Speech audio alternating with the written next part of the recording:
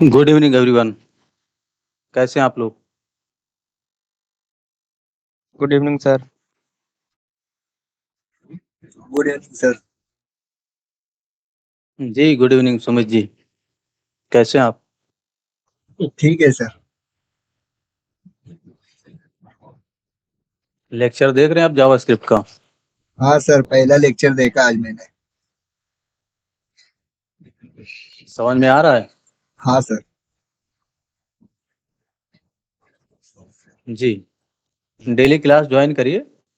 हाँ सर, 8 से 9 क्लास चलती है ठीक है और सर। टास्क भी कंप्लीट करिए। ठीक है 4 सर। लेक्चर हो चुके हैं, ठीक है। चारों लेक्चर में टास्क दिया गया है। ओके वीडियो के सर। एंड में आपको पता चल जाएगा कि टास्क क्या था ठीक और है वहीं से देख के आप टास्क को कंप्लीट करिए सर। Okay sir. और उसको सेंड कीजिए मुझे पर्सनली, मैं उसको चेक ठीक करूंगा। ठीक है सर। जी, बाकी लोगों को समझ में आ रहा है जावास्क्रिप्ट? एंजॉय कर रहे हैं आप लोग जावास्क्रिप्ट में? Yes sir.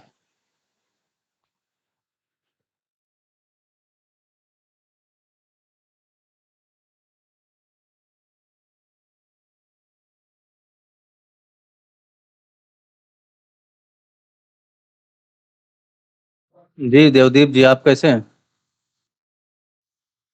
बढ़िया सर।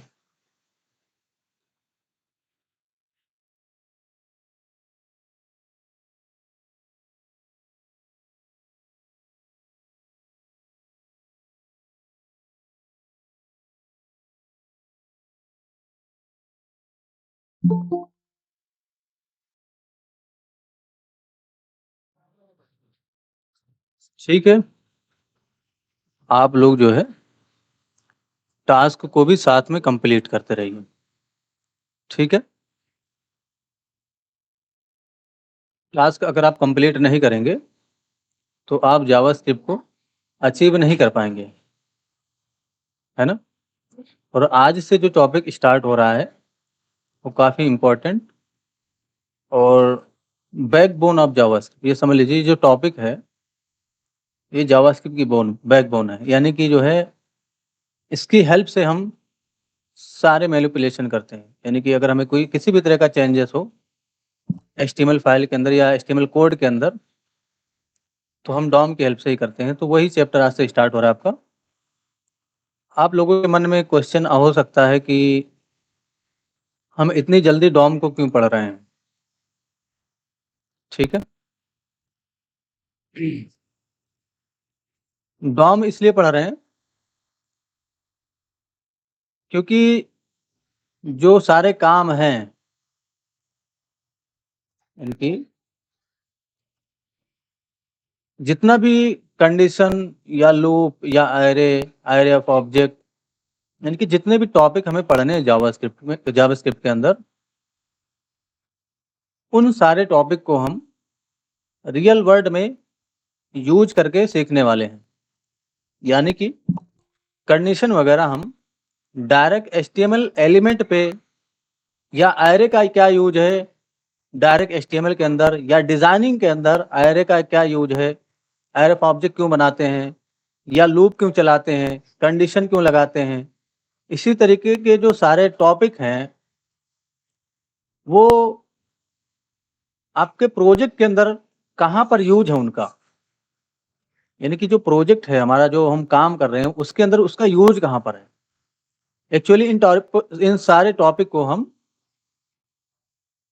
उन्हीं में कवर करने वाले हैं, इसलिए यानी कि हम प्रोजेक्ट के साथ पढ़ने वाले हैं इन सारे टॉपिक को। कंडीशन हो गया, लूप हो गया, एरे हो गया, एरे ऑफ ऑब्जेक्ट हो गया, असिंक अवेट हो गया, ट्राई कैच हो गया, है ना, ये सारी चीजें हम प्रोजेक्ट के साथ पढ़ने वाले हैं, यानी कि स्मॉल प्रोजेक्ट के साथ सीखेंगे सारी चीजें।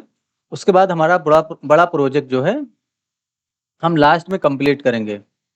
ठीक है, तो पेशेंस मेन चीज है। अगर मेरी क्लास में हो आप तो पेशेंस आपको रखना होगा, क्योंकि मैंने पहले ही कहा है कि हम जो भी सीखेंगे एग्जैक्ट सीखेंगे। ठीक है, यानी कि हम एक्यूरेट सीखेंगे, कम सीखेंगे, लेकिन जो भी सीखेंगे हम एक्यूरेट सीखेंगे ताकि वो हमारे काम में आ सके। ठीक है, लास्ट टाइम हमने जो है फंक्शन को समझा था, तो कुछ समझने की आवश्यकता नहीं है आपको, कि आपको चिंता की आवश्यकता नहीं है कि हमने फंक्शन को खत्म कर दिया, यानी कि आपको चिंता करने की आवश्यकता नहीं है, क्योंकि आगे जो काम करने वाले हैं वो हम फंक्शन की हेल्प से ही सारा काम करने वाले हैं। ठीक है, यानी कि बड़े बड़े जो कोड होंगे वो फंक्शन की हेल्प से ही करते हैं। हो सकता है कि हमें 10 लाइन का कोड, 15 लाइन का कोड एक साथ एग्जीक्यूट करना हो। ठीक है, तो फंक्शन का जो कोड होता है वो एक साथ एग्जीक्यूट करता है। ठीक है, तो अभी आपका फंक्शन खत्म नहीं हो गया कि बस अब हम फंक्शन नहीं पढ़ेंगे, आगे आगे उसी का यूज है। अभी आपको कितना समझना है, अभी आपको ये समझना है कि फंक्शन किस तरीके से बनाते हैं और फंक्शन को कॉल कैसे करते हैं। जैसे फंक्शन हमने इस तरीके से बनाया था और इस तरीके से फंक्शन को बनाया था, और कॉल करते समय हमने, यानी कि जो भी फंक्शन का नाम है उसके सामने पैरेंथेसिस दिया था, और यहाँ पर भी हमने फंक्शन के नाम सामने जो है पैरेंथेसिस दिया था। दोनों एक ही चीज है, ये एरो फंक्शन है और ये फंक्शन कीवर्ड के साथ फंक्शन बनाया गया। ठीक है, तो सिर्फ अभी आपको इतना समझना है कि फंक्शन का डिफिनीशन कैसे करना है, बाकी चीजों को छोड़ दीजिए अभी आप। यानी कि जैसे हमने वेरिएबल पढ़ा, तो अभी वेरिएबल का एक्चुअल यूज अभी हम नहीं समझ पाओगे, क्योंकि अभी हमने वैसा काम ही नहीं किया है। अभी आपको सिर्फ इतना समझना है कि वेरिएबल को डिक्लेयर कैसे करना है, यानी कि हमें अगर x के नाम से वेरिएबल बनाना है तो उससे पहले var कीवर्ड या तो let कीवर्ड या तो const कीवर्ड का यूज करना है। अभी तक आपने तीनों में डिफरेंस भी नहीं देखा है, क्योंकि वैसा यूज केस नहीं आया। ठीक है, तो जब यूज केस आएगा तो हम उस चीज को समझ लेंगे और वहां पर आपको अच्छे से समझ में आएगा। अगर मैं अभी आपको कितना भी लेक्चर दे दूं फंक्शन के ऊपर या वेरिएबल के ऊपर, जब तक आप उसका रियल वर्ल्ड एग्जाम्पल नहीं देखेंगे आपको वो चीजें क्लियर नहीं होंगी। ठीक है, तो सिर्फ आपको इतना ध्यान में रखना है अभी कि फंक्शन का डिफिनीशन कैसे करना है, किसी भी फंक्शन का अंदर का कोड क्या होगा फंक्शन के अंदर, वो अभी आपको अवॉइड करना है, यानी कि उसके बारे में नहीं सोचना है कि फंक्शन के अंदर कैसे कोड होगा, क्या होगा। सिर्फ डिफिनीशन को आपको ध्यान में रखना है कि फंक्शन कैसे बनाना है। ठीक है, तो होप आपको ये पता होगा कि फंक्शन कैसे बनाते हैं जावास्क्रिप्ट के अंदर। दो तरीके से फंक्शन बनाया जा सकता है, इसका हमने प्रैक्टिकल सेशन में देखा था लास्ट टाइम। इस तरीके से फंक्शन बना सकते हैं और हम इस तरीके से फंक्शन को बना सकते हैं। कॉल करते समय दोनों फंक्शन को सेम तरीके से कॉल करेंगे हम। ठीक है, इन दोनों तरीकों में, यानी कि जो दोनों तरीका फंक्शन बनाने का है, थोड़ा डिफरेंस है, अलग अलग यूज केस में यूज होते हैं दोनों। ठीक है, वो आपको समझ में आ जाएगा आगे जैसे जैसे हम काम करेंगे। ठीक है, फिलहाल हम डॉम पे आते हैं। तो यहाँ पर लिखा गया व्हाट इज डॉम। ठीक है, व्हेन आप, सर जी बोलिए। हाँ, आपने स्क्रीन शेयर नहीं की अभी। जी जी सॉरी, मैं स्क्रीन शेयर कर देता हूँ।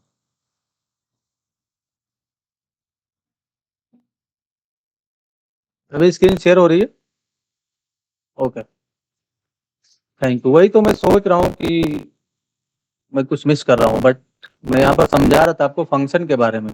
ये देखिए ना, इस तरीके से मैंने बना रखा है, तो स्क्रीन नहीं शेयर हो रही थी। तो दो तरीके से डिफिनेशन मैंने यहाँ पर कर रखा है। एक तो फंक्शन कीवर्ड के साथ डिफिनेशन करना और एक एरो फंक्शन का डिफिनेशन करना। ठीक है, दोनों को सेम तरीके से कॉल करेंगे जब भी कॉल करना होगा, बस सिंटेक्स में थोड़ा फर्क है। ये आपका फंक्शन कीवर्ड के साथ डिफिनेशन है, ये ओल्ड तरीका है जावास्क्रिप्ट के अंदर फंक्शन बनाने का, और ये लेटेस्ट तरीका है जावास्क्रिप्ट के अंदर फंक्शन बनाने का। दोनों के अंदर थोड़ा डिफरेंस है। फिर मैं एक बार कह रहा हूँ कि भी आपको अंदर के कोड की चिंता नहीं होनी चाहिए कि अंदर फंक्शन के अंदर कोड कैसे करना है, ये चीज हम आगे सीखने वाले हैं। अभी फिलहाल इतना याद रखना है आपको, इतना प्रैक्टिस करना है कि फंक्शन का डिफिनेशन कैसे करना है, और उसी के अकॉर्डिंग आपको टास्क भी दिए जा रहे हैं। ठीक है, ताकि आप फंक्शन का डिफिनेशन समझो, फंक्शन का डिफिनेशन खुद से करो, है ना जी। और एक बार सब लोग जो है क्लैप करेंगे प्रशांत के लिए। ठीक है, उन्होंने काफी अच्छा टास्क कंप्लीट किया था, डिजाइन उनका मुझे बहुत अच्छा लगा, काफी एक्यूरेट और काफी अच्छा डिजाइन था उनका। ठीक है, तो प्रशांत के लिए सब लोग जरूर क्लैप करिए भाई एक बार क्लास में। ठीक है,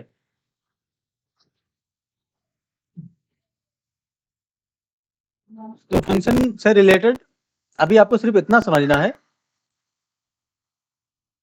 कि जो है फंक्शन का डिफिनेशन कैसे करना है, बाकी छोड़ दीजिए, बाकी हम आगे काम करेंगे। ठीक है, उसके अंदर कैसे कंडीशन का यूज करना है, कैसे उसके अंदर वेरिएबल को एक्सेस करना है, कैसे हम लोकल और ग्लोबल वेरिएबल कैसे बनाते हैं, ये सारी चीजें हम आगे सीखने वाले हैं।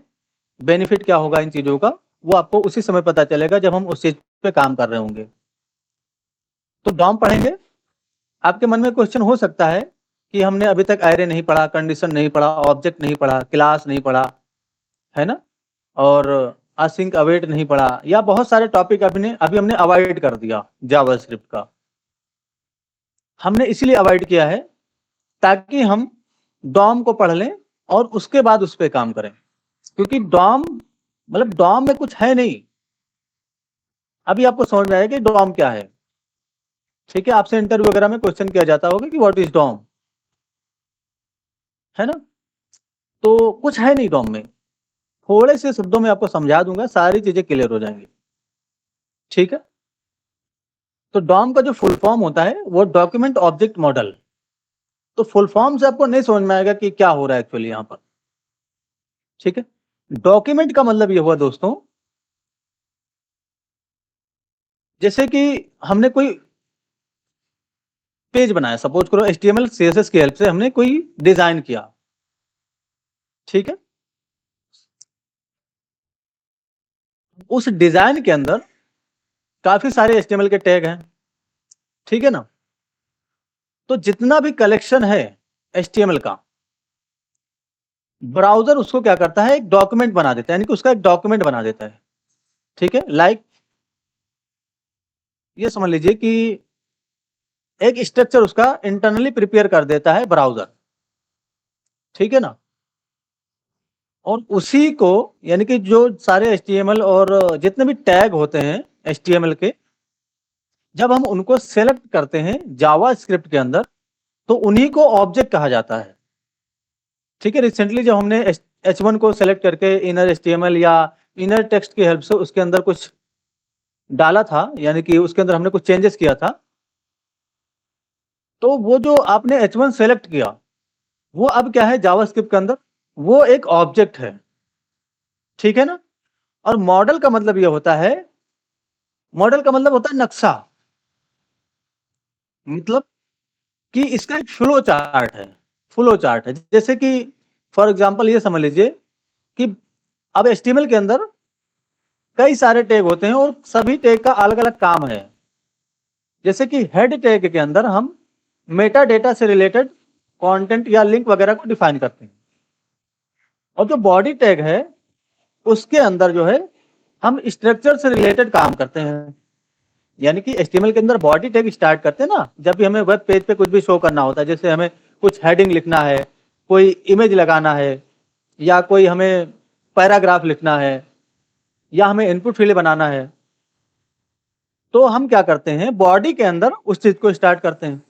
तो बॉडी अलग पार्ट हो गया, हेड अलग पार्ट है। तो बॉडी के अंदर जब भी जैसे अपने बॉडी लिखा, उसके अंदर डिप बनाया, उसके बाद और भी कुछ बनाया, तो ये नक्शा होता है। यानी कि लाइक अ ट्री, ये समझ लीजिए लाइक अ ट्री। अब कोई पेड़ है, उसके कई सारे ब्रांचेज हैं, जैसे बॉडी के अंदर कई सारे टैग हो सकते हैं और उन टैग के अंदर भी टैग हो सकते हैं, ठीक है ना। तो उसी को मॉडल बोला गया है यहां पर, ठीक है।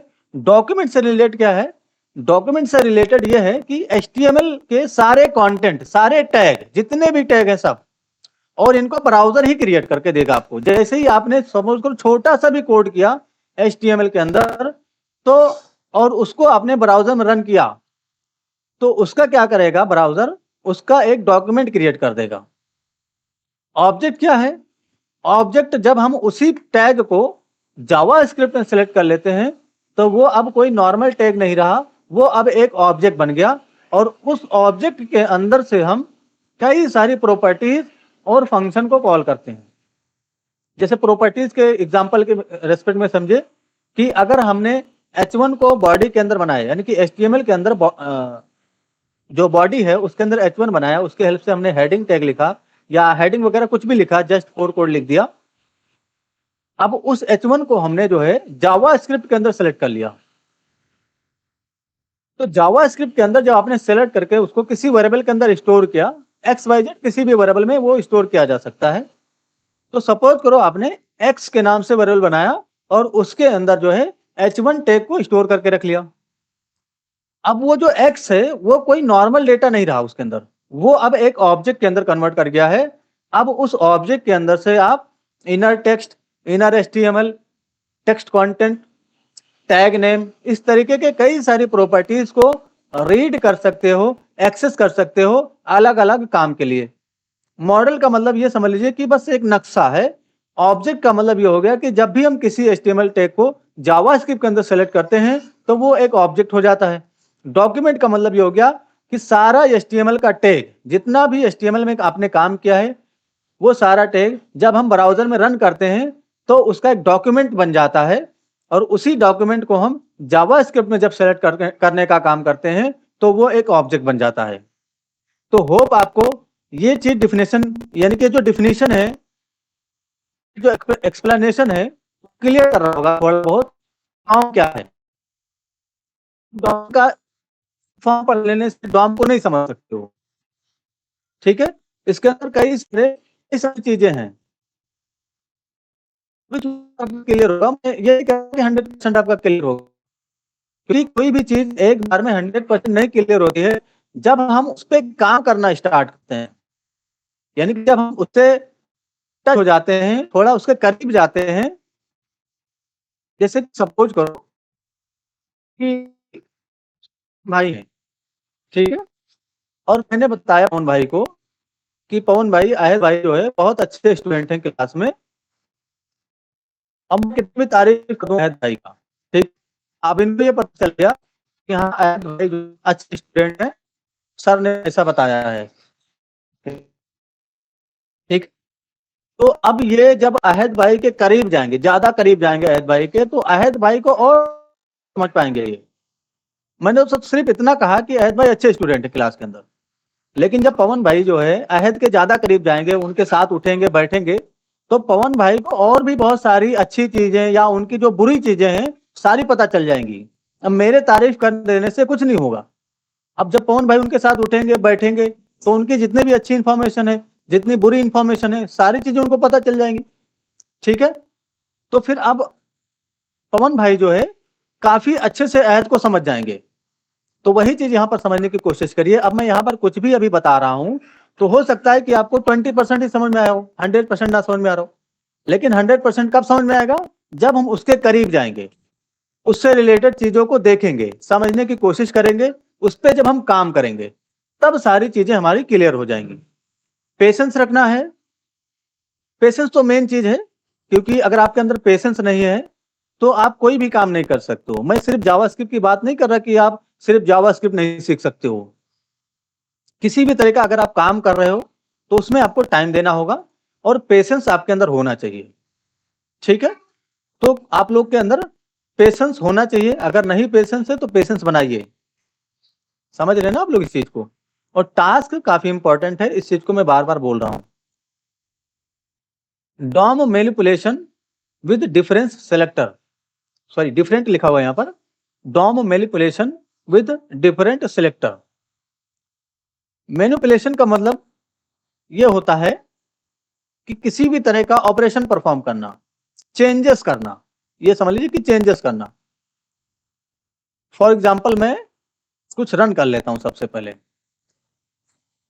जैसे ये वाला जो पेज है हमारा, इसी को मैं यहां पर रन कर लेता हूं।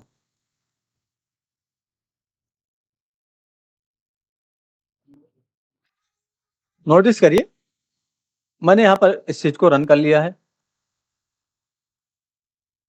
मैं ये कह रहा था, यहां पर लिखा हुआ DOM manipulation with different selector.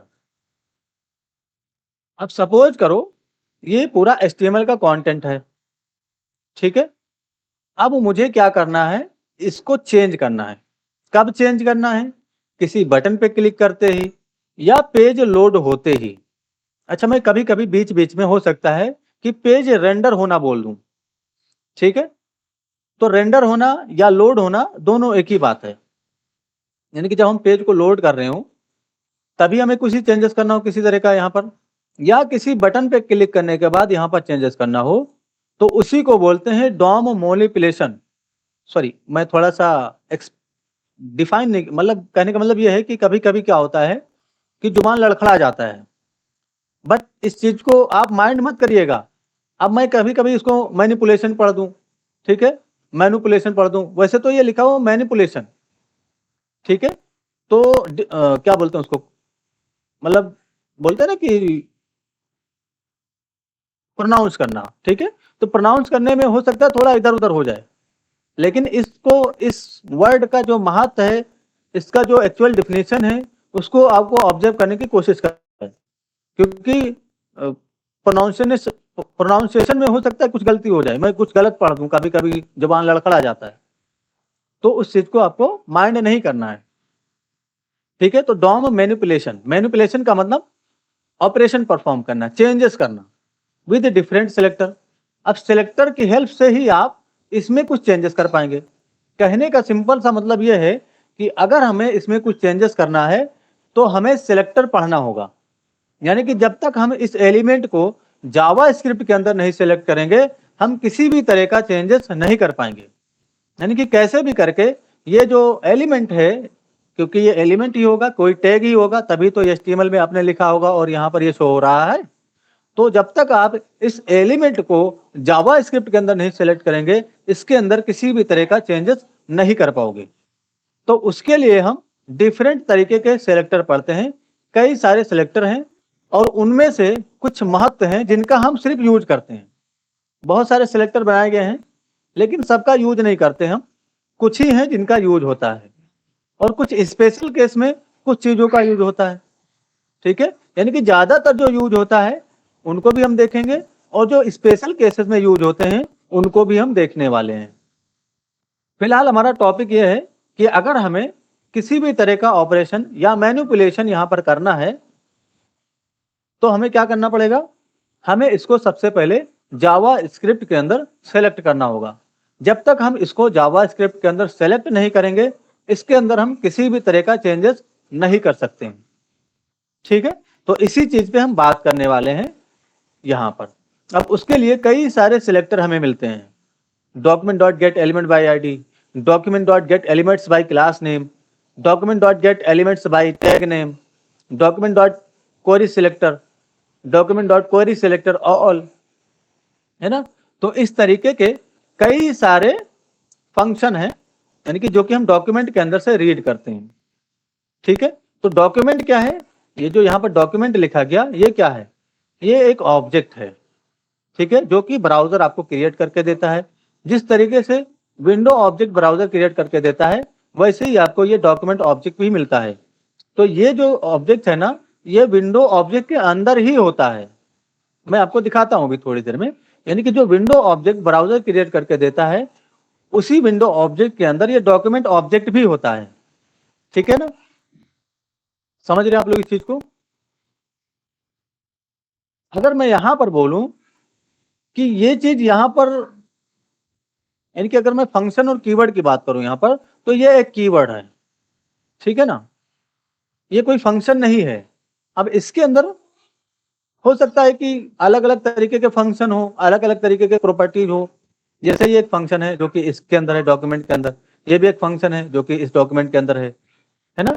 तो इस डॉक्यूमेंट के अंदर जरूरी नहीं कि सिर्फ फंक्शन ही हो, एरे भी हो सकता है, ऑब्जेक्ट भी हो सकता है, कोई प्रॉपर्टी भी हो सकता है, और कोई नॉर्मल स्ट्रिंग भी हो सकता है, ठीक है। थोड़ा हम प्रैक्टिकल चलते हैं, फिर आपको और चीजें क्लियर होंगी। तो सबसे पहले हम यहाँ पर एक नया फाइल बनाएंगे। ये जो हमारा JS का चैप्टर 5 है, इसके अंदर मैं एक नया फाइल बनाता हूँ, JS-ch-5.html, ठीक है। अच्छा, जो टॉपिक मैं पढ़ा रहा हूँ वो आपको वीडियो के टाइटल में दिख जाएगा कि आज मैंने क्या पढ़ाया, प्रीवियसली हमने क्या पढ़ाया, वो सारा चीज आपको वीडियो के टाइटल में दिखता रहेगा।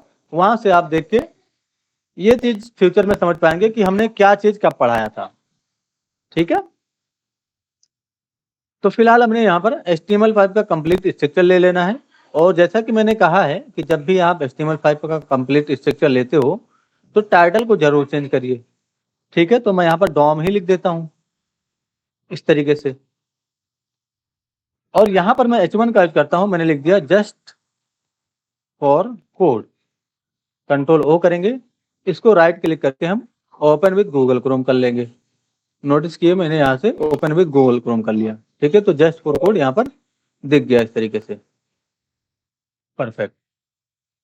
सबसे पहले हम विंडो को प्रिंट करके देखते हैं कि विंडो के अंदर डॉक्यूमेंट कहाँ पर है। तो यहीं पर आप स्क्रिप्ट टैग को स्टार्ट कर सकते हो और console.log के अंदर विंडो को प्रिंट कर सकते हो। तो मैंने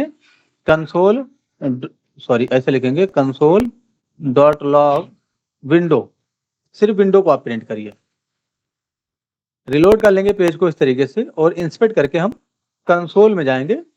तो नोटिस करिए विंडो मिला, और उसके अंदर नोटिस करिए इसके अंदर से हम अलर्ट एक्सेस करते थे ना, विंडो डॉट अलर्ट, ये अटॉब एक फंक्शन है। तो जहां पर F बना हुआ है वो मान लीजिए कि एक फंक्शन होगा और उसके सामने पैरेंथेसिस भी लगा होगा। नोटिस करिए कैच है, कई सारी चीजें हैं, क्लोज है, कंफर्म है, ठीक है। तो विंडो डॉट कन्फर्म जब हम लिखते हैं तो एक पॉपअप विंडो आता है, ठीक है। इन सारी चीजों का हम यूज धीरे धीरे सीखेंगे। अब इसी के अंदर कहीं ना कहीं डॉक्यूमेंट भी होगा। नोटिस करिए ये रहा डॉक्यूमेंट। अब इस डॉक्यूमेंट को अगर आप ब्राउज करेंगे तो इसके अंदर भी कई सारी ऑब्जेक्ट और आपको प्रॉपर्टीज, इनकी ऑब्जेक्ट और एरे दिखेंगे, ठीक है। नोटिस करिए लोकेशन अगर आप एक्सेस करते हो डॉक्यूमेंट डॉट लोकेशन, तो लोकेशन आपको मिल जाएगा, यानी कि ये वाला जो लोकेशन है। अब इसके अंदर आपको नीचे की तरफ अगर आप आते हो तो देखिए नोटिस करिए बॉडी दिखा।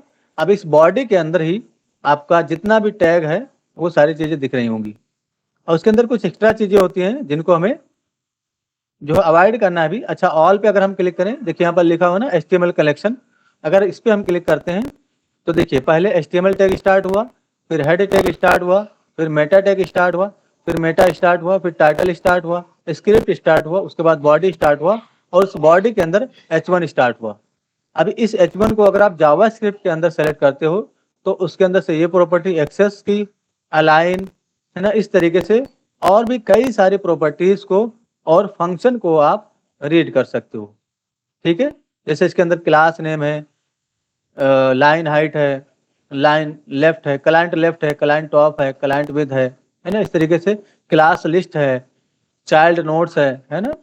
तो इस तरीके के कई सारी प्रॉपर्टीज और एट्रीब्यूट्स, नोटिस करिए इस तरीके से कई सारे प्रॉपर्टीज और फंक्शन होंगे जिनका यूज करना हम सीखेंगे जावास्क्रिप्ट के अंदर। तो कहने का मतलब यह है कि जो आपका पेज बना, इसका एक डॉक्यूमेंट बना दिया जाता है। अब उसी डॉक्यूमेंट के अंदर से हम अलग अलग टैग को और अलग अलग चीजों को सेलेक्ट करके जावास्क्रिप्ट के अंदर काम करते हैं और उनके अंदर हम मैनिपुलेशन करते हैं, तो उसी को डॉम बोला जाता है, ठीक है ना। फिलहाल ये जो H1 है इस पे मुझे कुछ काम करना है, यानी कि मैं चाहता हूं कि इसको जावास्क्रिप्ट के अंदर सेलेक्ट करूं। तो कई सारा तरीका है सेलेक्ट करने का। आईडी, यानी कि अगर आप इसमें कोई आईडी दे दें तो उसकी हेल्प से आप जावास्क्रिप्ट के अंदर इसको सेलेक्ट कर पाएंगे। जैसे नोटिस करिए मैंने एक आईडी दिया यहाँ पर, तो कोई भी नाम दे सकते हो। तो पहले ऐसे हेड नाम दे दिया इसका, ठीक है। कॉपी कर लेंगे हेड को, और यहाँ पर मैं एक वेरिएबल बनाता हूँ जरा, लेट हेड के नाम से, और यहाँ पर डॉक्यूमेंट के अंदर से dot gate element by ID इसके नाम से फंक्शन मिलेगा आपको। यहाँ पर आपको हेड को डिफाइन कर देना है। तो नोटिस इस पे करना है कि आपने कौन सा सेलेक्टर यूज किया। अगर आपने गेट एलिमेंट बाई आईडी वाला फंक्शन यूज किया है तो उसके फर्स्ट आर्गुमेंट में आपको आईडी देना होगा, यानी कि किसी आईडी का नाम देना होगा। जैसे ये टैग है, इसका आईडी क्या है, हेड, तो यहाँ पर आपको हेड लिखना है, तब ये जाके यहाँ पर सेलेक्ट होगा। नोटिस करिए मैंने कंसोल और डॉट लॉग किया और यहाँ पर मैंने हेड को डिफाइन किया। बताइए कंसोल में क्या प्रिंट होगा, मैं जिससे पूछ रहा हूँ वो बताएगा, ठीक है। पहले ये कोड देख लीजिए और मैं जिससे क्वेश्चन करूंगा वही बोलेगा, कोई बीच में बोलेगा नहीं। आप देख लीजिए कोड को इस तरीके से, मैं ये पूछने वाला हूं कि कंसोल में क्या प्रिंट होगा, ठीक है।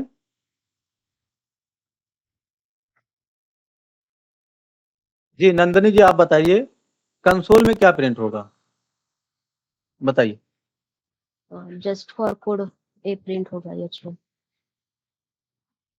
यानी कि कंसोल में क्या प्रिंट होगा, अगर अभी आप नोटिस करिए कि हमने इस आईडी को सिलेक्ट किया, वो यहाँ पर आ गया होगा। अब हमने इसको कंसोल में प्रिंट किया है, तो अभी कंसोल के अंदर क्या प्रिंट होगा ये आपको बताना है। जस्ट फॉर कोड, ठीक है, जस्ट फॉर कोड प्रिंट होगा, ठीक है, आपका ये क्वेश्चन आंसर है, ठीक है। yes. मैं और किसी से पूछता हूं, मयंक सिंह आप बताइए कि क्या प्रिंट होगा कंसोल के अंदर, जल्दी बताइए। मैं क्या बोल रहा हूँ, जिससे पूछ रहा हूँ वही बोले ना भाई, क्लास की गरिमा होती है, कुछ कुछ हद होता है, तो जिससे मैं क्वेश्चन कर रहा हूँ वही बोले तो ज्यादा बेटर होगा। ठीक है, तो नल होगा में है। अब बताइए नल क्यों प्रिंट होगा, अगर आप बोल रहे हो नल प्रिंट होगा तो क्यों प्रिंट होगा बताइए। कि ये बॉडी में नहीं, ऊपर हेड उसे ऊपर फेंक भाई नल में, ओ सॉरी, नल क्यों प्रिंट होगा बताइए, जरा एक्सप्लेन कर सकते हैं क्या आप इस चीज को। ये ऊपर इसको अगर बॉडी में रहता तो प्रिंट हो जाता जस्ट का कोड।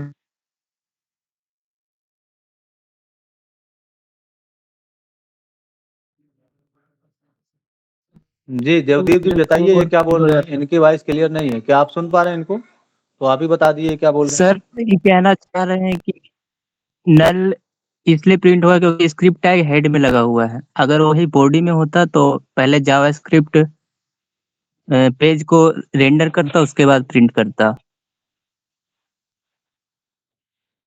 जी आपका आंसर सही है। जी नंदिनी जी, सर अगर हम मान लीजिए कि अगर यहाँ पर सेलेक्ट भी हो जाता, यानी कि वैसे तो सेलेक्ट नहीं होगा, लेकिन अगर सेलेक्ट भी हो जाता तो हेड के अंदर, यानी कि यहाँ पर अगर आप कंसोल कर रहे हो तो ये जस्ट फॉर कोड प्रिंट नहीं होता, पहली बात तो, ठीक है। यानी कि अगर सेलेक्ट भी Yes, हो sir. जाता तो सेलेक्ट हो गया तो जस्ट फॉर कोड प्रिंट नहीं होगा, ये पूरा H1 टैग प्रिंट होगा। ये चीज ध्यान में रखिएगा, जब आप इनर टेक्स्ट या इनर एचटीएमएल लाएंगे तब उसके अंदर का कंटेंट प्रिंट होगा। अगर फिलहाल हम रन करके देखें तो कंसोल के अंदर नल आएगा।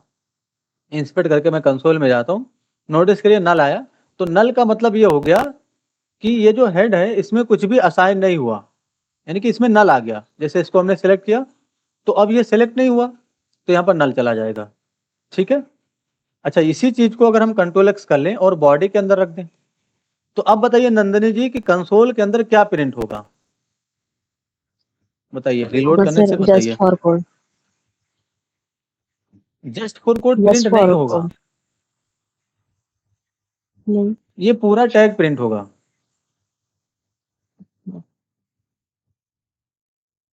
रिलोड करेंगे, नोटिस करिए जस्ट फॉर कोड प्रिंट हो रहा है इसके अंदर, वो मसला नहीं है, लेकिन आपको ये बोलना है कि पूरा H1 टैग प्रिंट होगा, ठीक है। हाँ, जस्ट फॉर कोड कब प्रिंट होगा, जब हम इसके अंदर से डॉट इनर टेक्स्ट या इनर एचटीएमएल का यूज करें। जैसे हमने इनर टेक्स्ट लगा दिया, अब सिर्फ जस्ट फॉर कोड प्रिंट होगा।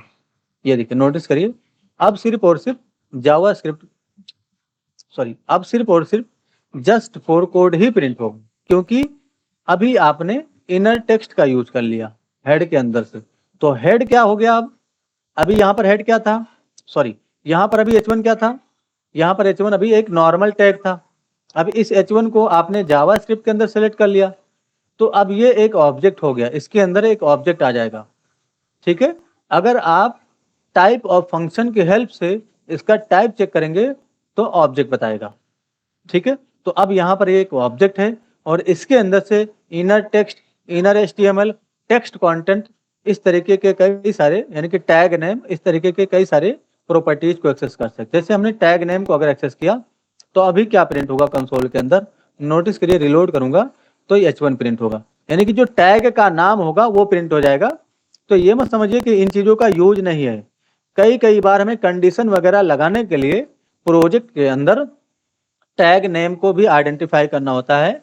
देखिए, जब आप प्रोजेक्ट बेस्ड लर्निंग करते हो तो चांस ये होता है कि जो डिजाइन आपका बनता है, जैसे ये डिजाइन जो बन रहा है यहाँ पर सपोज करो, तो वो बैकएंड के हिसाब से बनता है। जैसे बैकएंड से जिस तरीके का डेटा आता है उसके हिसाब से डिजाइन प्रिपेयर होता है। तो कई सारे जगह पे हमें कंडीशनली ये चेक करना होता है कि यहाँ पर कैसा टैग नेम आ रहा है या किस तरीके का, हमें कई सारी बार कंडीशन लगाना पड़ता है। ठीक है, तो जब भी आपको टैग नेम पता करना होगा, यानी कि जैसे हमने सेलेक्ट कर लिया अभी, तो यहाँ पर सेलेक्ट करने के बाद हमें ये तो पता नहीं चल रहा है कि ये h1 टैग है। वैसे अभी तो दोनों चीज एक ही पेज में लिखा हुआ है तो हमें समझ में आ जाएगा। अब सपोज करो आपने एक्सटर्नल फाइल बना लिया जावास्क्रिप्ट का, ठीक है, और यहाँ पर थाउजेंड्स ऑफ लाइन कोड है, यानी कि लाइन ऑफ कोड बहुत ज्यादा है HTML के अंदर, और जावास्क्रिप्ट के अंदर भी बहुत ज्यादा लाइन ऑफ कोड है। अब आपको जैसे कि ये वेरिएबल है, आपने इसको स्टोर करके रखा और 1-2 दिन बाद फिर से आप वहां पर काम करने गए और आप भूल गए कि इस वेरिएबल में कौन सा टैग स्टोर्ड है। तो उसके लिए आप क्या कर सकते हो, पता करने के लिए उस वेरिएबल के अंदर से डॉट टैग नेम इस वाली प्रॉपर्टी को एक्सेस कर सकते हो। तो इससे पता चल जाएगा कि जो है h1 है वो, या जो भी टैग होगा वो पता चल जाएगा। जैसे हम यहाँ पर अगर p कर दें तो p टैग के बारे में बता देगा ये कि ये एक p टैग है। जरूरी नहीं कि आप कंसोल में ही प्रिंट करो, अलर्ट में प्रिंट कर सकते हो, क्योंकि वो नॉर्मल स्ट्रिंग रिटर्न करेगा। रिलोड करके टेस्टिंग करेंगे तो नोटिस करिए अलर्ट में p लिख के आ गया। तो ये तो आपका पहला सेलेक्टर था जिसकी हेल्प से आप एलिमेंट को सिलेक्ट कर सकते हो। तो इसको हम एलिमेंट बोल दें या टैग बोल दें, इसमें आपको कंफ्यूज नहीं होना है। ठीक है, इसको टैग और एलिमेंट दोनों बोला जाता है।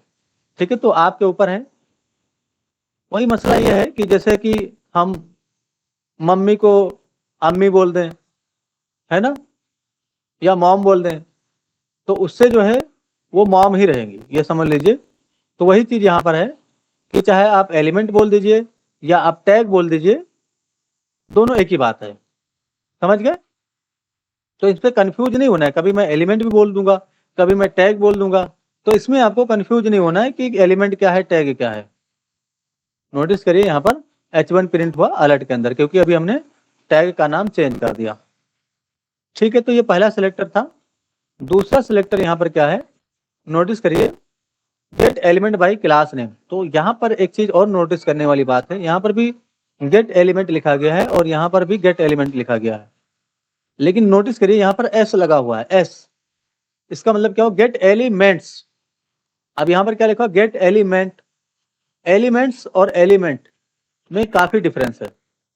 एलिमेंट्स का मतलब ये हो गया कि जिसमें एस लगा होगा उसके हेल्प से आप मल्टीपल चीजों को एक साथ सिलेक्ट कर सकते हो। जैसे यहाँ पर क्या लिखा गया है, document dot gate elements bye class name. इसका सिंपल सा मतलब ये हो गया कि हम एक बार में कई सारे क्लास को सेलेक्ट कर सकते हैं।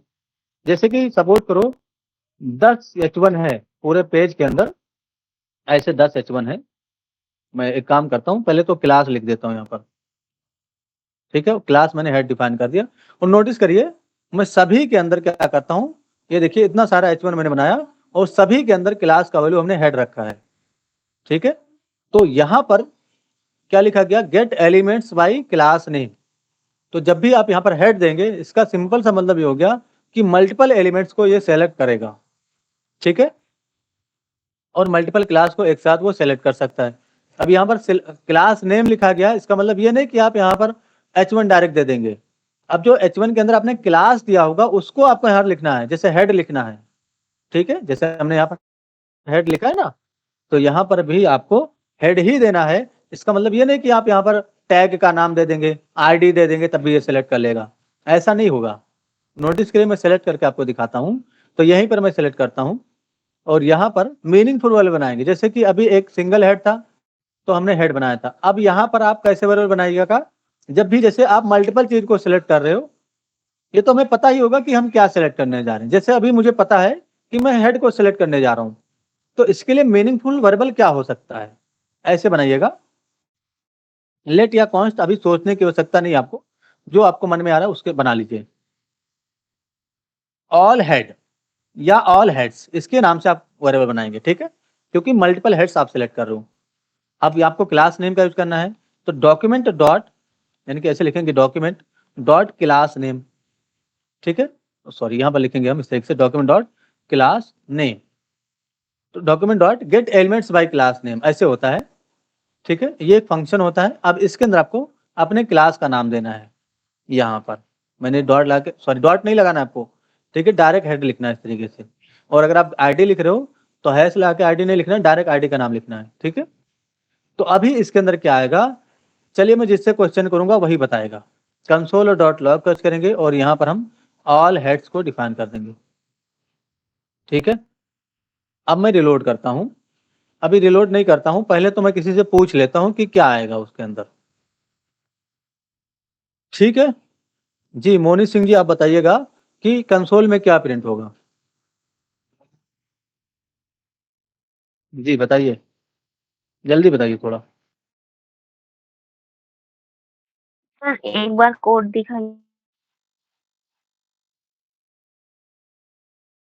एक बार नोटिस करिए, कोड ये है 2 लाइन का आपका।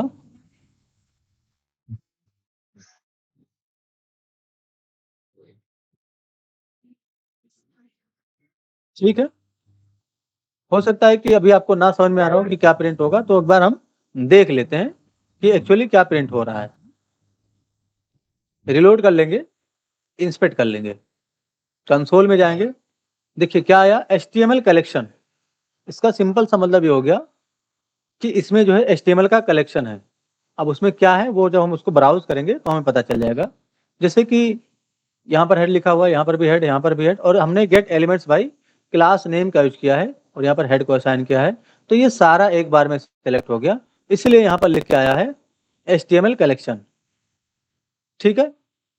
अब इस कलेक्शन के अंदर क्या आया है वो समझिए, नोटिस करिए H1 आया इस तरीके से। अच्छा एक और चीज समझिए, तो जरूरी नहीं कि H1 हो, P टैग भी आप यहाँ पर डिफाइन कर दीजिए। ऐसे मैंने P डिफाइन कर दिया और इसमें अगर हेड डिफाइन है क्लास, तब भी ये सिलेक्ट हो जाएगा, क्योंकि टैग नेम से आपने ये नहीं सेलेक्ट किया है, आपने क्लास से सिलेक्ट किया है। तो P टैग हो, डिव टैग हो, या स्पैन टैग हो, लेबल टैग हो, इनपुट टैग हो, जो भी टैग हो उसके अंदर अगर क्लास लगा हुआ है, यही सेम क्लास, तो वो सारा टैग सेलेक्ट हो जाएगा। नोटिस करिए हमने एक जगह पे P कर दिया है तो यहाँ पर P दिखेगा आपको, मैंने रिलोड किया, नोटिस करिए H1 है, उसके बाद ये P टैग है, ये देखिए।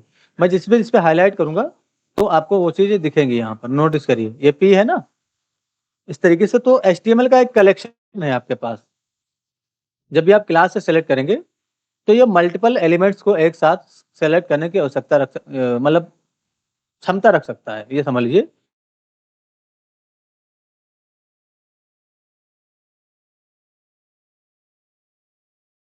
हेलो,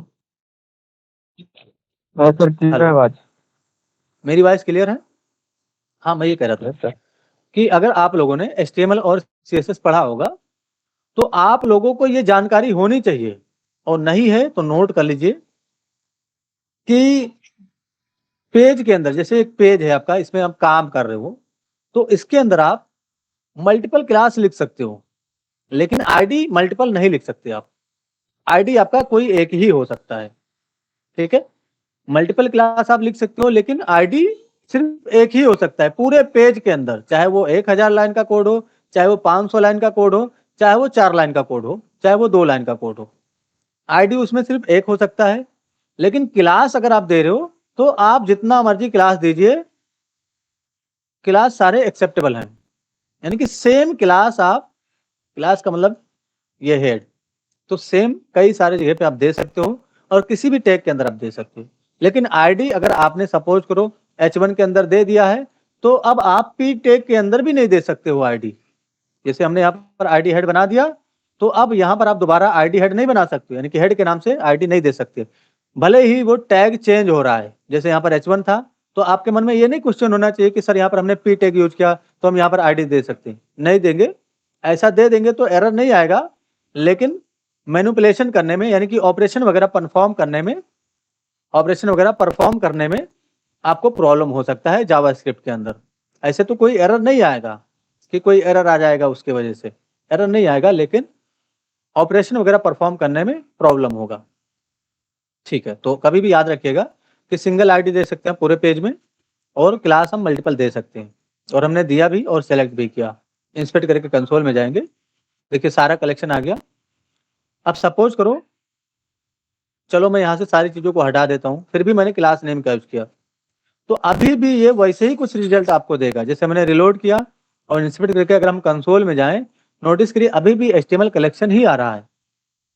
तो अगर आपने क्लास नेम का यूज किया है तो वो आपको कलेक्शन ही देगा, चाहे वो आप एक एलिमेंट सेलेक्ट कर रहे हो चाहे आप मल्टीपल एलिमेंट सेलेक्ट कर रहे हो, क्योंकि हमेशा ये मल्टीपल एलिमेंट्स को ही सिलेक्ट करेगा।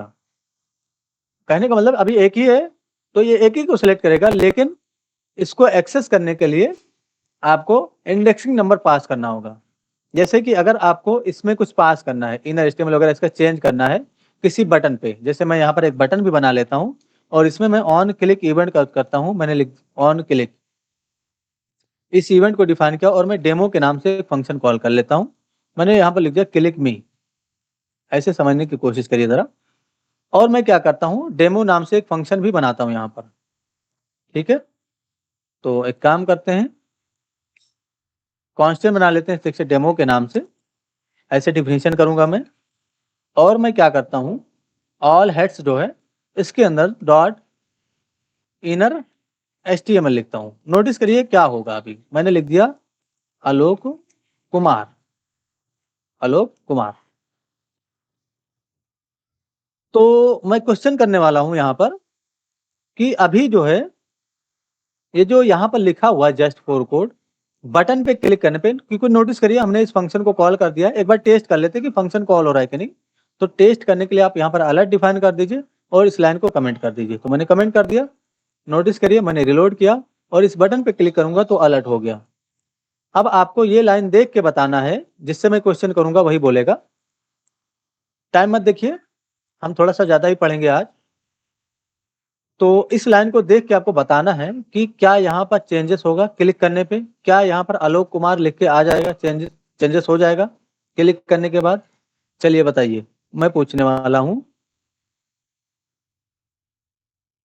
प्रिंस जी से। जी प्रिंस जी, आप बताइए, क्लिक करने पे यहाँ पर आलोक कुमार लिख के आ जाएगा? जी सर। ठीक है, मतलब आपका क्वेश्चन है, मतलब आंसर है कि हो जाएगा। ठीक है, मैं किसी और से भी पूछना चाहूंगा। जी सुमित जी, आप ही बता दीजिए। चलिए बताइए, क्या क्लिक करने पे आलोक कुमार इसमें लिख के आ जाएगा? हाँ सर, आज आप एक बार कोड को भी देख लीजिए। आप श्योर हैं इस चीज को लेकर? मतलब ऐसा नहीं कि आप उसको किसी को देख के आप कॉपी कर रहे हो। नहीं सर, आ जाएगा। उसने कह दिया तो आप भी बोल नहीं सर, आ जाएगा, आ जाएगा। आ जाएगा। ओके, मैं किसी और से भी पूछना चाहूंगा। जी टिनी जी, आप बताइए, बताइए क्या यहाँ पर चेंजेस हो जाएगा क्लिक करने पे? आप कोड देख लीजिए एक बार, ठीक है, किसी को कॉपी नहीं करना है। जो आपका व्यू है, अगर आप श्योर हैं कि हाँ आ जाएगा तो बेझिझक आप बताइए, लेकिन अगर आप समझ पा रहे हैं तो उसको भी आप देख के ऑब्जर्व करने की कोशिश करिए। आपके पास 5 सेकंड का टाइम है कोड देखने के लिए, देख लीजिए और फिर बताइए कि रिजल्ट क्या आने वाला है। क्योंकि जब हम इस तरीके से पढ़ेंगे तो ज़्यादा क्लियर होगा, मेरे को ऐसा लगता है। मेरा जो पॉइंट ऑफ व्यू है वो यही है कि जब हम आपसे क्वेश्चन करके आपको पढ़ाएंगे तो आपका ज़्यादा लॉजिक क्लियर होगा। ठीक है, यानी कि आप लॉजिकली ज़्यादा स्ट्रांग होंगे। अब बताइए आप टिनी जी।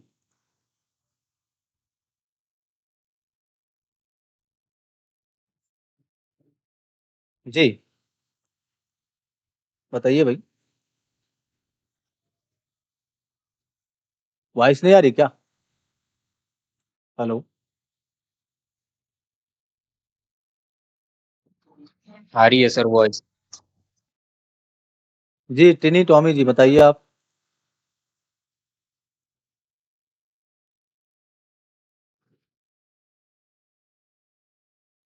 समीर ने यहाँ पर मैसेज किया था कि टैग और एलिमेंट में डिफरेंस होता है, तो कोई डिफरेंस नहीं होता है। ठीक है, वो मैंने अभी एक्सप्लेन किया था थोड़ी देर पहले, बट मैसेज मैंने आपका अभी देखा। ठीक है टिनी जी बताइए आप। चलिए आप अगर नहीं सुन पा रही हेलो हैं तो कोई बात नहीं। हेलो। जी जी समीर भाई। हाँ सर, समीर बोल रहा हूँ। टैग और एलिमेंट में सर एक डिफरेंस होता है छोटा सा। जी बताइए क्या डिफरेंस होता है? हाँ, अगर जैसे मैंने पी टैग स्टार्ट किया और पी टैग एंड कर दिया तो ये मेरा नॉर्मल।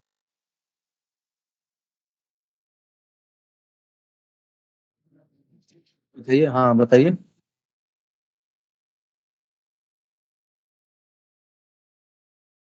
आप ये बोल रहे हैं कि कुछ टैग जैसे कि बी आर टैग है, तो इसका क्लोजिंग टैग नहीं है, ठीक है, तो ये एक एलिमेंट है क्या? और ये एक टैग है क्योंकि इसका एक क्लोजिंग टैग है, ये आप बोल रहे हैं? ये बोल रहे हैं आप? यानी कि जैसे बी आर टैग का कोई क्लोजिंग टैग नहीं है, एच आर टैग का कोई क्लोजिंग टैग नहीं है, तो ये क्या टैग है या एलिमेंट है, क्या है? बताइए।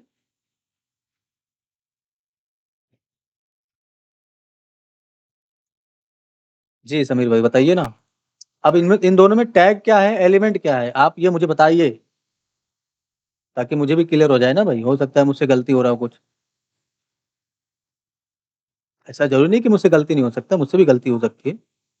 आप अगर एक्सप्लेन कर सकते हो तो बताइए जरा।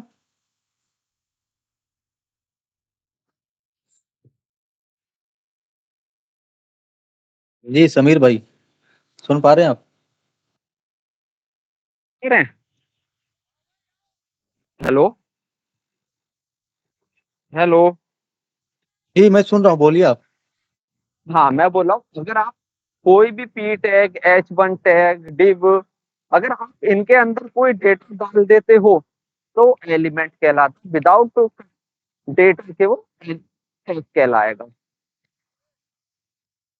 जैसे मेरा पीवी है या div है या H1 है, XYZ कोई भी मेरा टैग है, अगर मैं उसे विदाउट डेटा के यूज कर रहा हूँ तो वो मेरा टैग कहलाएगा। और उसके अंदर मैं डेटा के यूज कर रहा हूँ तो वो मेरा एलिमेंट कहलाएगा। ठीक है, समझ गया मैं आप क्या बोलना चाह रहे हैं। वैसे कोई डिफरेंस नहीं होता है जहाँ तक मैंने देखा है, लेकिन अगर आप बता रहे हो तो कोई बात नहीं, आपने भी शायद कहीं से देखा ही होगा। मेरी नॉलेज में तो यही था नहीं, कि मैंने पढ़ा एलिमेंट और था टैग। इसलिए। ठीक है कोई बात नहीं, आपका नहीं, पॉइंट ऑफ व्यू है, कहीं से ना कहीं आपने भी देखा ही होगा। वैसे मेरे पॉइंट ऑफ व्यू से टैग और एलिमेंट में कोई डिफरेंस नहीं है, और उसमें हमें कंफ्यूज भी नहीं नहीं, होना चाहिए टैग और एलिमेंट को लेकर की। ठीक है, मतलब कहने का मतलब ये है कि हमारी ये सोच नहीं होना चाहिए कि हम इसमें बझे रहें, इस पे झगड़ा करें कि टैग क्या है एलिमेंट क्या है, हमें काम कैसे करना है नहीं, ये समझना है ना। तो टैग और एलिमेंट जहां तक मुझे लगता है कि दोनों चीज सेम ही है। तो अभी मेरी क्लास में अगर आप हैं तो ऐसे ही समझिए आप, मैं कहीं एलिमेंट बोल दूं कहीं टैग बोल दूं तो मत ये समझ लीजिए कि मैं जो है इसी टैग की ही बात कर रहा हूँ या एलिमेंट की ही बात कर रहा हूँ। फिलहाल हम यहाँ पर थे, तो मैं क्वेश्चन कर रहा था, तो बताइए भाई प्रिंस जी, आप ही बता दीजिए क्या होगा। आपका शायद आंसर आ गया था, है ना? मैं किससे पूछूं? प्रशांत बताओ, प्रशांत आप बताइए, क्लिक करने पे रिजल्ट क्या मिलेगा? चेंजेस हो जाएगा? देख लीजिए कोड। यस सर चेंज हो जाएगा। यस सर चेंज हो जाएगा। ठीक है, और मोनी सिंह आप बताइए।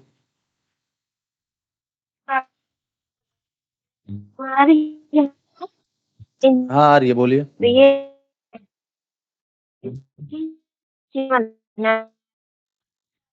आपकी आवाज क्लियर नहीं है।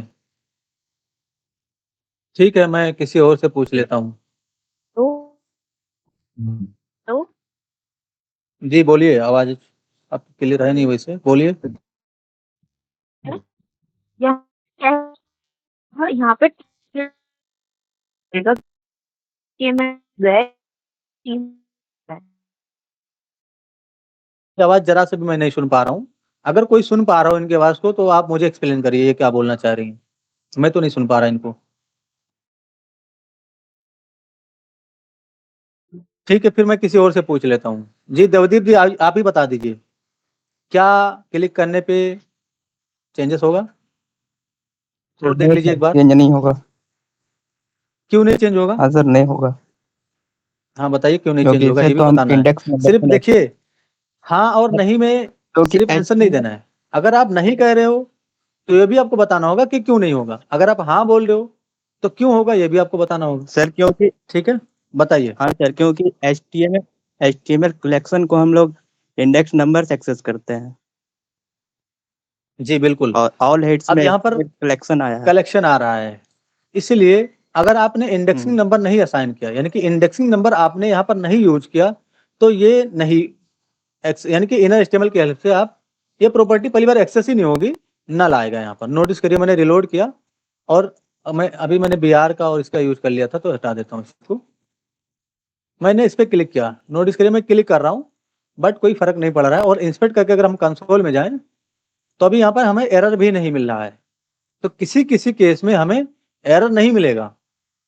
तो अगर हमें एरर भी नहीं मिल रहा है और हम क्लिक भी कर रहे हैं, चेंजेस भी नहीं हो रहा है, तो ये चीज आपको आइडेंटिफाई करना बहुत मुश्किल होगा कि प्रॉब्लम क्या है। अगर आप बिगिनर हो तो इस चीज को आइडेंटिफाई करना मुश्किल होगा थोड़ा। तो अगर ये चीज काम नहीं कर रहा है तो ऑब्जर्व कैसे करना है, इस चीज को कैसे समझना की कोशिश करना है कि ये वर्क क्यों नहीं कर रहा है। इसको पहले तो ऑब्जर्व आपको किस तरीके से समझना है, मेरे पॉइंट ऑफ व्यू से, यानी कि आपको किस तरीके से फाइंड करना चाहिए, किस तरीके से आपको पता करना चाहिए कि ये क्यों नहीं काम कर रहा है। पहले तो जो आपका वेरिएबल है इसको प्रिंट करने की कोशिश करिएगा, यानी कि इसको हम कंसोल में प्रिंट करके देखेंगे कि इसमें एक्चुअली आ क्या रहा है। तो पहला ये तरीका है कि जिस भी एलिमेंट पे आप कोई भी कुछ भी लगा रहे हो कंडीशन, अगर उस पर वो काम नहीं कर रहा है तो पहले तो आप उसको प्रिंट करके देखिए कि एक्चुअली उसके अंदर क्या आ रहा है। नोटिस करिए मैंने रिलोड किया और इंस्पेक्ट करके कंसोल में जाऊंगा तो यहाँ पर आ जाएगा वो टैग जो भी, यानी कि कलेक्शन आ गया पूरा। अब इसके अंदर यहाँ पर हेड है, तो ये दो तरीके से आ सकता है। नोटिस करिए यहाँ पर लिख के आ गया HTML कलेक्शन। हो सकता है कि यहाँ पर ID होता और यहाँ पर आप गेट एलिमेंट बाई ID का यूज कर रहे होते, तो ये किस तरीके से रिजल्ट देगा दोनों को देखने की कोशिश करिए। अभी ये HTML कलेक्शन दे रहा था, अब मैं अगर रिलोड करूंगा तो ये डायरेक्ट H1 टैग देगा। तो अभी डायरेक्ट H1 टैग मिल रहा है। अगर अब आप क्लिक करेंगे तो यहाँ पर आलोक कुमार लिख के आ जाएगा, क्योंकि इंडेक्सिंग नंबर आपको नहीं फॉलो करना है। इंडेक्सिंग नंबर दो केस में आपको फॉलो करना है, जब रिटर्न में आपको कलेक्शन मिल रहा हो या तो नोड लिस्ट मिल रहा हो। किसी किसी केस में आपको नोड लिस्ट भी मिलेगा, तो उसके लिए अलग सेलेक्टर होता है, मैं आपको बताऊंगा उस चीज को। तो फिलहाल यहाँ पर अगर आपने क्लास नेम से सिलेक्ट किया, ठीक है कोई बात नहीं, मैं ये नहीं कह रहा कि आपसे गलती, जैसे कुछ लोगों ने गलत बताया, तो गलत जब तक आप नहीं बताएंगे तो आप सीख नहीं पाओगे। यानी कि आपका बोलना इंपॉर्टेंट है, आप गलत सही थोड़ा सोच के जमात दीजिए। यानी कि अगर आप गलत भी बोल रहे हो तो उसके अंदर आपका लॉजिक होना चाहिए। जैसे कि कुछ लोगों ने गलत बोला तो उनके समझ में यही आया होगा कि H1 टैग यहाँ पर सेलेक्ट हो गया और H1 में हमने इनर HTML लगाया और उसको असाइन कर दिया तो वो काम कर गया। ठीक है, आपका लॉजिक काम कर रहा है यहाँ पर, इसका मतलब आप कुछ समझ पा रहे हैं। लेकिन आप शायद इस चीज को नहीं समझ पाए कि सेलेक्टर कौन सा है। अगर आपका सेलेक्टर क्लास नेम है तो ये कलेक्शन रिटर्न करेगा। तो कैसे फाइंड करना ये मैं आपको समझा रहा हूँ। मैंने कंसोल शायद हटा दिया, ऑल हेड्स।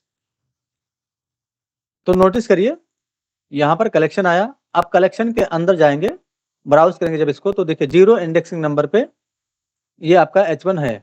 देखिए मैं जब इस पर हाईलाइट कर रहा हूँ तो यहाँ पर ब्लू कलर हो रहा है, नोटिस करिए इस तरीके से। ठीक है, अब अगर आप H1 में चेंजेस करना चाहते हो तो कैसे लिखना है आपको, ऑल हैश 0। जैसे 0 इंडेक्स पे अगर आपको चेंजेस करना है, ये 0 इंडेक्स पे है तो ऑल हैश 0 ऐसे लिखना है, एरे का सिंबल देना है और 0 असाइन करना है इसको।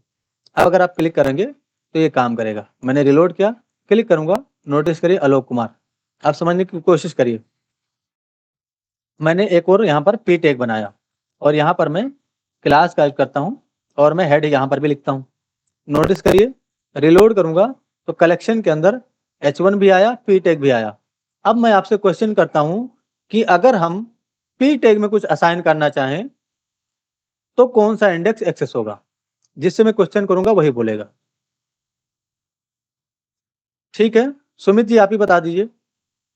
सुमित जी आप बताइए कि जब हमें अगर पी टैग में असाइन करना, जैसे क्लिक करने पे मैं चाहता हूँ पी टैग के, जैसे अभी मैं क्लिक कर रहा हूँ तो आलोक कुमार में चेंजेस हो रहा है। मैं चाहता हूँ कि जब मैं क्लिक करूँ तो पी टैग के अंदर जो अभी हमने पी टैग बनाया ना यहाँ पर, उसमें चेंजेस हो, तो उसके लिए हमें कौन सा इंडेक्स एक्सेस करना होगा ये आपको बताना है।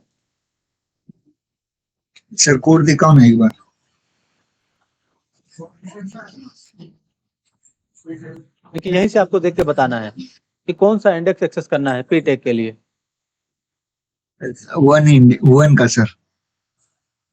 इंडेक्स का मतलब ये हो गया जैसे कि इंडेक्सिंग नंबर, कौन से पोजीशन सीरियल नंबर बोलो, है ना। जैसे कि हाँ इंडेक्स में 1। अगर बोल रहा हूँ तो इसका मतलब ये है कि इसकी बात कर रहा हूँ मैं, ये जो 0 1 2 इस हाँ तरह से सर, लिखा हुआ है। हाँ सर। तो पी टैग के लिए हम कौन सा इंडेक्स एक्सेस करेंगे? 1। ठीक है, तो अगर मैं यहाँ पर लिखूं इस तरीके से ऑल हेड्स, वेरिएबल तो आपका सेम रहेगा, बस इंडेक्सिंग नंबर चेंज हो जाएगा। मैंने 1 लिखा, डॉट इनर टेक्स्ट लिख दूं या इनर एचटीएमएल लिख दूं, कुछ भी मैं लिख सकता हूं, और मैंने यहाँ पर असाइन कर दिया कोई नंबर, यानी कि मैं इस तरीके से यहाँ पर नंबर लिख देता हूँ। अभी मैं अगर क्लिक करूंगा तो पी टैग के अंदर क्या प्रिंट होगा ये बताइए आप जरा। प्रिंस जी आप बताइए पी टैग के अंदर क्या प्रिंट होगा अगर मैं क्लिक करूंगा तो? यहाँ से कोड देख सकते हो आप।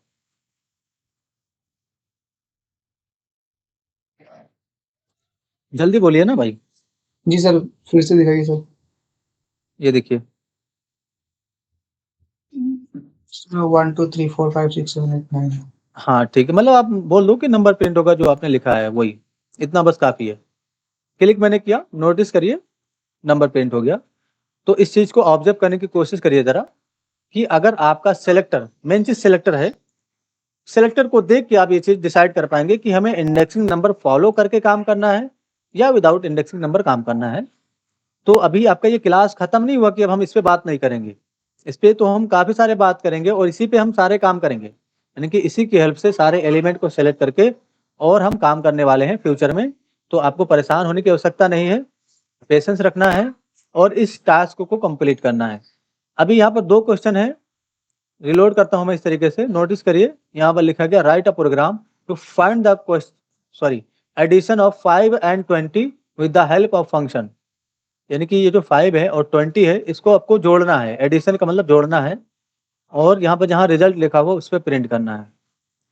तो फाइंड एडिशन पे अगर आप क्लिक करेंगे तो दोनों का जोड़ आपको मिल जाएगा, कैलकुलेशन मतलब। यहाँ पे लिखा गया write a program to convert 7 + 8 in string and print it. तो अगर आप इस पे क्लिक करेंगे तो देखिए स्ट्रिंग के फॉर्म में ये प्रिंट हो जाएगा। ठीक है, तो इसके लिए आपको ज्यादा कुछ नहीं करना है, इस टॉपिक पे हम पहले भी बात कर चुके हैं और आसानी से ये कोड हो जाएगा आपका। तो जरूरी नहीं कि 2 क्वेश्चन है, मैं आपको 5 क्वेश्चन दे रहा हूँ, मैं आपको दिखा देता हूँ क्वेश्चन, इसका स्क्रीनशॉट ले लीजिए और सदा आप उसका जो है टास्क किधर गया, हाँ सर, क्या? ये टास्क है, मैं वो जो आउटपुट था उसको जरा भेजिए ग्रुप में आप। ये रहा सॉरी। तो इस डिजाइन में आपको, इस पैटर्न में डिजाइन आपका चेंज हो सकता है, अच्छा ही होना चाहिए, इससे खराब तो नहीं होना चाहिए। यानी कि अगर आप बनाना चाहते हो तो या तो ऐसे ही बना दीजिए या तो आप इससे अच्छा बनाइए। तो मेन चीज डिजाइन के साथ क्यों पढ़ा रहा हूँ, यानी कि आप लोग से मैं डिजाइन की बार बार डिमांड क्यों करता हूँ, क्योंकि डिजाइनिंग बहुत इंपॉर्टेंट है। यानी कि अगर आप वेब डेवलपर बनना चाहते हो तो डिजाइनिंग काफी इंपॉर्टेंट है। इसलिए मैं चाहता हूँ कि जावास्क्रिप्ट सीखते सीखते आपका डिजाइनिंग का लॉजिक, आपकी सोचने की क्षमता और ज्यादा बढ़ जाए। इसका स्क्रीनशॉट भेज दीजिए और इस क्वेश्चन का भी स्क्रीनशॉट आप भेज दीजिए, आप ही भेजिएगा, बाकी कोई नहीं भेजेगा। ठीक है, अगर कोई एक लोग भेज रहा है तो बस एक ही भेजिए, जिसको मैं बोल रहा हूँ वही भेजेगा जी। दोनों ले लिया सर मैंने। ठीक है, भेज दीजिए और नीचे लिख दीजिएगा कि टास्क है ये चैप्टर 5 का। अब आप लोग बताइए, कोई क्वेश्चन है आप लोग का तो पूछ सकते हैं आप।